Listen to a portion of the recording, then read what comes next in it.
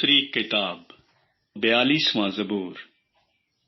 میر مغنی کے لیے بنی کورا کا مشکل۔ جیسے ہرنی پانی کے نالوں کو ترستی ہے، ویسے ہی اے خدا میری روح تیرے لیے ترستی ہے۔ میری روح خدا کی، زندہ خدا کی پیاسی ہے۔ میں کب جا کر خدا کے حضور حاضر ہوں گا؟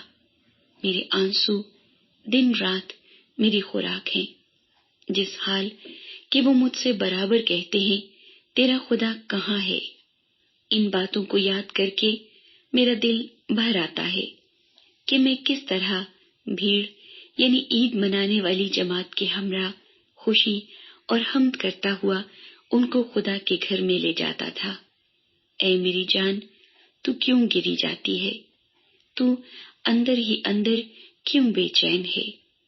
خدا سے امید رکھ، کیونکہ اس کے نجات بخش دیدار کی خاطر میں پھر اس کی ستائش کروں گا۔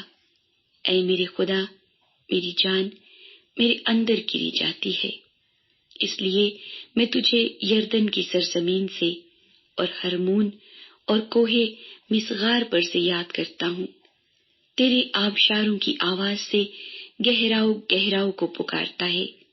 تیری سب موجیں اور لہریں مجھ پر سے گزر گئی، تو بھی دن کو خداوند اپنی شفقت دکھائے گا، اور رات کو میں اس کا گیت گاؤں گا، بلکہ اپنی حیات کے خدا سے دعا کروں گا۔ میں خدا سے جو میری چٹان ہے کہوں گا، تو مجھے کیوں بھول گیا؟ میں دشمن کے ظلم کے سبب سے کیوں ماتم کرتا پھرتا ہوں؟